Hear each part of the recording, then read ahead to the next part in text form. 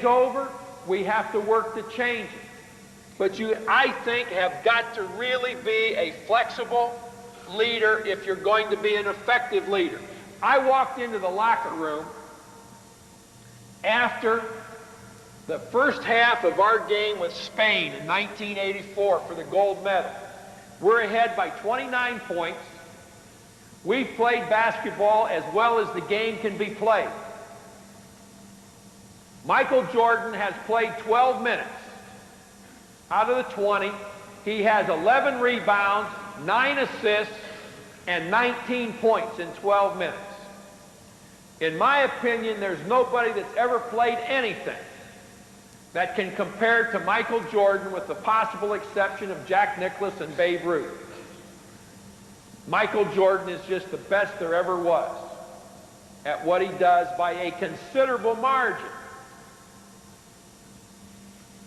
So I'm walking across the floor with this 29-point lead as I look at the scoreboard, and I'm a great believer in the best 3 minutes of the game for us has got to be the first 3 minutes of the second half. But what the hell am I going to say? Hey, we got to get better. We're 29 points ahead. We got to win by 59. These kids are going to be a little bit satisfied with themselves. They know how well they've played. And when I get to the locker room, I still haven't come up with an answer. I open the door, and the first guy I see is Jordan sitting in front of his locker. Idea light flashes. I say to myself, I'm going to get on Jordan's ass a little bit. And everybody else is going to say, God, if he's upset with Jordan, how's he feel about me?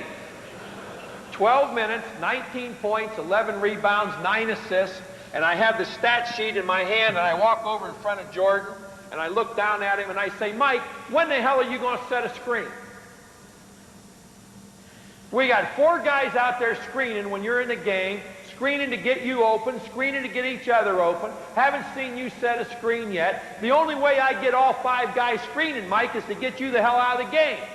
Now, when are you going to set a screen? All you've been doing so far, goddammit, is rebounding, passing, and scoring. You need to screen, Mike.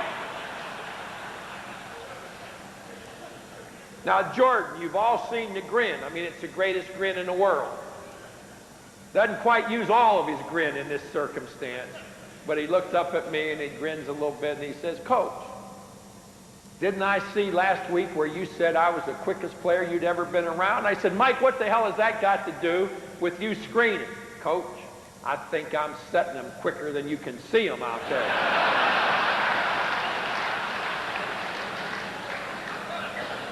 Well, I was flexible enough to look at Jordan and say, then, God damn it, slow him down a little bit so I can see him.